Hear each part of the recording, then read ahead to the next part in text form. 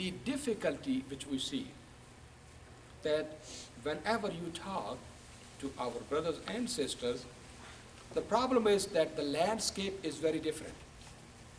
The word Quran, scripture, word of God, inspired word will be very different than some of their understanding. Here, no Muslim will deny if something comes from Quran, they might differ over the interpretation, but nobody will say, this is not authentic, this is not my Quran, this is in Surah Al-Baqarah, so I don't believe in it. Over there you have to check, number one, which sects they are coming, because different sects have got different understanding of the Bible, Old Testament, New Testament. Even those who will believe inspired word of God will have categories of scripture. This book is more important, this has superseded this has superseded this one. If you are able to resolve that issue of authority, authenticity, then what happens is, then you go to the text. Now, text is saying something, everybody will come up with different interpretation. You do not know where are they coming from. What is the passage could be immoral, horrible. Then you see, oh, this is saying this one, and you say, where is it saying? Some people will say, Holy Spirit is speaking to me. Others will say, Jesus guided me. Others will say, oral transmission. Then everybody will come and say, no, but you cannot take this one. You cannot take it on the face value, so you have to give another meaning to it. Now the question comes, is there any way you can organize that interpretation?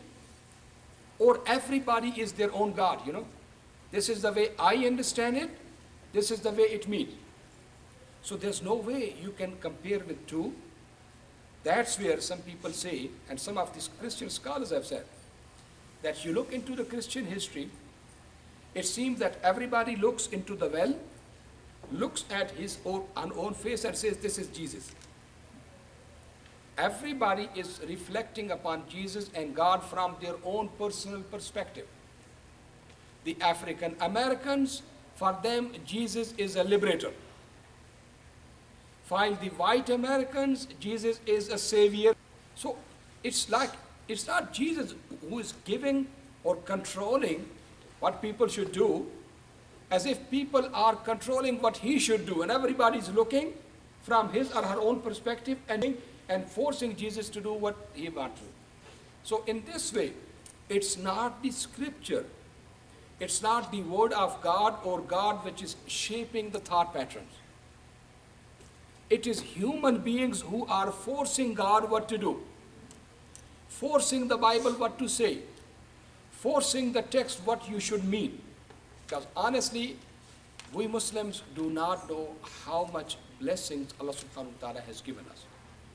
If it was left to the Muslims, we will be doing exactly like the other faith traditions, standing on the slippery slope, not knowing where to come, mixing oranges with the apples and not knowing where to go. But for us, this issue has been resolved by Allah subhanahu wa ta'ala, by His protection, when He said, Inna nahnu nazzalna zikra wa inna lahu lahafizun. It's us who have revealed it, and it's us who will preserve it. So therefore, it is important for us to understand these, delicacies, and it is important for us to have the background before we start the dialogue or discussion with any of them. Jazakumullah khair, barakallahu feekum.